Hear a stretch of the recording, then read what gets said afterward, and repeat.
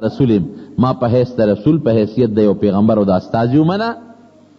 باقي کته دا خبره کوي چې سړی وجلې دی نو ما په قصد نه دی وجلې، ما خو هغه ته نصیحت کو، په نصیحت نه پوهېده، بیا مې ورته ادب خو، یو څوک مې ورکه ور برابر شو. سره په څوک خو څوک نه مري، نو ما خو څوک ورکړی دی. او درېیم دا که تا زه ماشوم لوی کړی ما نو بېشک ښه دې کړي دي، دا د الله فیصله وه، د الله خوښه وه. تا د مور د کوره نه یم راوستی.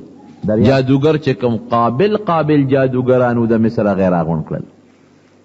چاته چې د اجت شي نو هغه هم بیا نخرې پېخرې کوي. صاحب دا خو وړه خبره ده، دې بدله موږ داسې پړ کړو چې غږ به هم نشي کولی، خو موږ به پکې سي.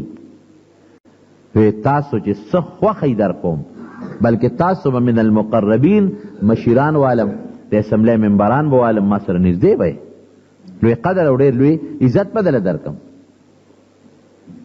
ورځ مقرر شوه، دا شورې د مخکې نه مقرر وه، جادوګر لګیا دی خپل جادو یې برابر کو، نظربندۍ والا دې میلو کې ما لیدلی دي، لوټه کې به اوبه نه چې ویړه کوي اوبه پکې را پیدا شي،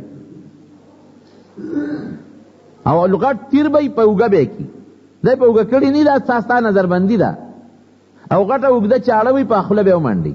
خدای پاکه دا چاړې څنګه په خوله ومنډله؟ دا خو د خوله کې راځي، نه نوینه شته او نه بل څه شی شته، دا نظربندي ده. تا ته الاوړې شیخ کاری شیشې به کله خوري، بوتل ته لکه شیشې خوري، دا شیشې خو دې نه خوږی، دا حقیقت کې نه شیشې خوري او نه چاړه په خوله یې منډي. تا ته داسې ښکاري لکه چې دې دا کار کوي. دا یو فن دی.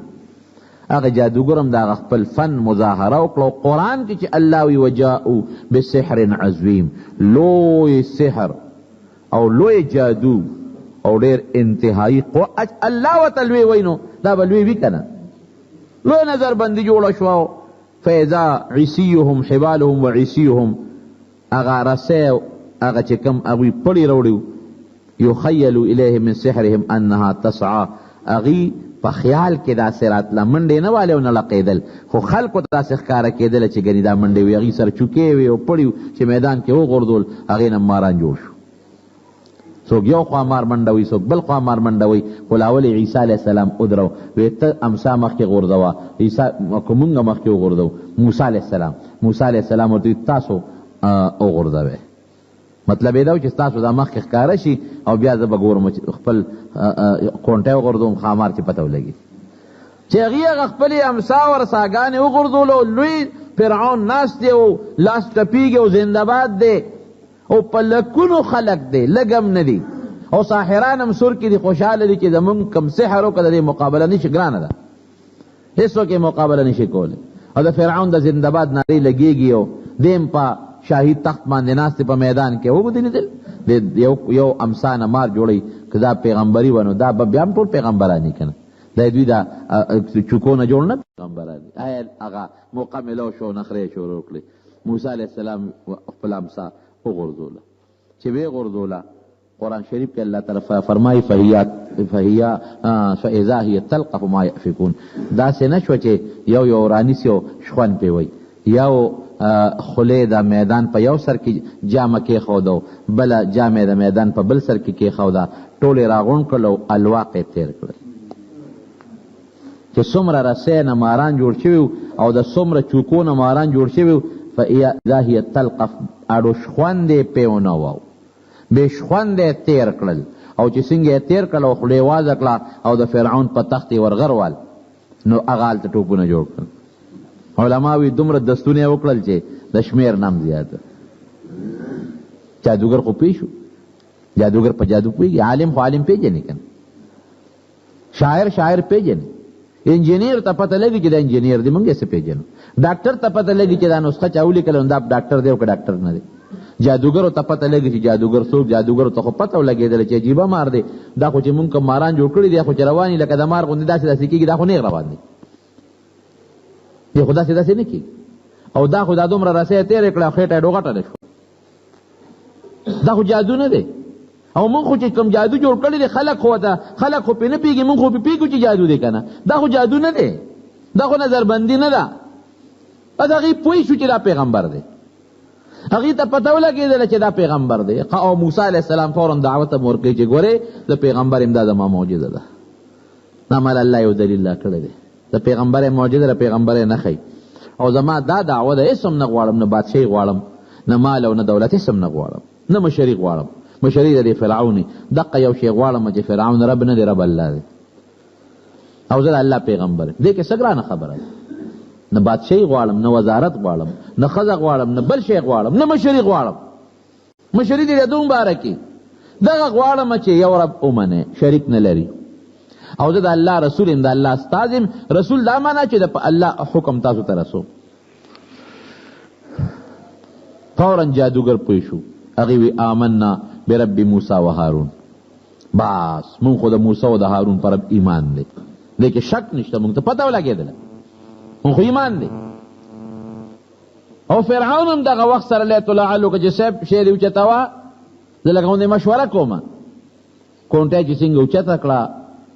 نو فرعون بیا اعلان وکړه چې نه نه دا د جادوګرو مشر دی، دا دی مشر دی او دا چل د دوی ټولو ته ښولی دی. او دی ما سره مشوره ونه کړه، اعلان یې وکړه چې موږ مسلمانان یو. ما سره به مشوره کړې وه، بې مشورې دا یو سازش دی، یو سکیم دی، دی کشران دی او دی مشر دی، غټ جادوګر دی او دی مخکې نه فیصله کړې وه چې داسې مقابله به کوو، تاسو به ما ملګري کېږئ. او پریدم چت اعلان یې وکړه، خو اعلان په دربار چې ننوت نو اخباري بیان یې شایع کړ. هغه وخت سره ټرت نه شو کولی چې زه به دا چا چې د موسی ملګري شو د دې لاسونو خپې به پرې کوم، ښې لاس او ګڅ په زوره نه ورکوي چې نور خلک ملګري نه شي. په لکونو خلک، مفسرین لیکي په لکونو خلک پروردګار په دغه یو وخت کې مسلمانان کړل. ډېر موسی علیه السلام د دې نه پس هم د صبر نه کار اخلي، بیا نصیحت کوه. اوس خو ملګري هم پیدا شو، اوس خو ډله پیدا شوه د قوم بني اسرائیل چې د فرعونیانو خدمتونه به یې کول، هغوی به ته خدمت اخیسته او خراب خدمتونه به یې ته اخیستل، ټټی پې صفا کوه، لارې جارو کوه، پستونه پې کره، دا ټول خدمتونه به یې دې اخیستل د بني اسرائیلو نه. دا د موسی علیه السلام قوم او دا هغه خلک چې حضرت یوسف علیه السلام مصر ته راغلی سره د خپل ورونو د یعقوب علیه السلام اولادو، دا بني اسرائیل د هغې اولادو. اسرائیل د یعقوب علیه السلام لقب دی، بنو اسرائیل د یعقوب علیه السلام اولاد. دا خدای په مصر کې خواره کړو او د مصر اصل خپل باشندگان هغه د فرعون او د هغه قومو.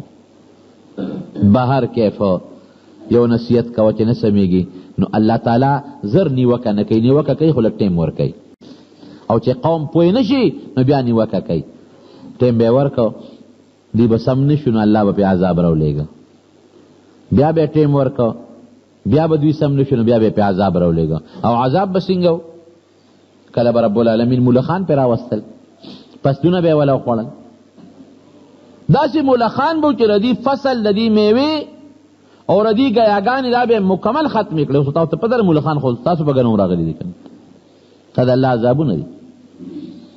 ښه دوی به رالل موسی علیه السلام ته به وي دا ته سوال وکړه، ځکه تا خیره کړې ده او موږ څه مشوره کوو، سوچ کوو. بیا به موسی علیه السلام الله ته سوال وکړو، هغه عذاب به ختم شو. بل به راغی، بل به څوک، بل به چیندخان رالل. دومره به چیندخان زیات شو چې کورونه به ترې ډول ډکو، لوخي به ترې ډکو. کم لوخي ته چې به کټوی ته دوی پخلی کوه به چیندخانو ډکوه، چې اوبه به اسکلې جام به د چیندخانو نه ډکو. او دا به صرف په دې د فرعون په قوم د عذابو، د موسی علیه السلام قوم بني اسرائیلو باندې بنو دا عجیبه وه. بیا به رالل، درخواست به وکړو. قرآن حکیم کې الله فرمایي ښه چې ته الله ته سوال وکړه چې دا عذاب بند کړي او موږ څه مشوره کوو. موسی علیه السلام موقع ورکول، ورته پته وه خو موقع ورکوي، الله ته به سوال وکړه الله دا عذاب پې بند کړه. بیا چې به سم نه شو دیم عذاب به راغی.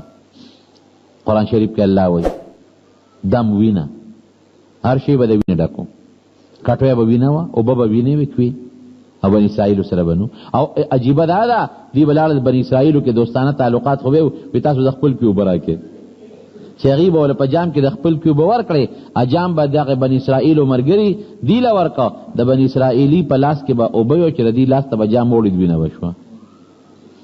تر دې حده پورې چې یو سړي وی لکه داسې کومه زه په خپل خوله کې اوبه رالم او د خپلې خولې نه ستا خولې ته درړومه. وی دا ډېره ښه ده. هغه په خپل خوله کې د خپل کوي نه اوبه راواغېښتې او چې د خولې نه د هغه فرعوني د قوم سړي ته په خوله کې ور واچولې، هلته ترې وینه جوړه شوه. د الله خدای دې د خپل قهر او غضب نه وسل. زما دې قسمي چې د الله عذاب او قهر راشي نو اوچو سره لامده به م سوځي. د مارونو دا عذاب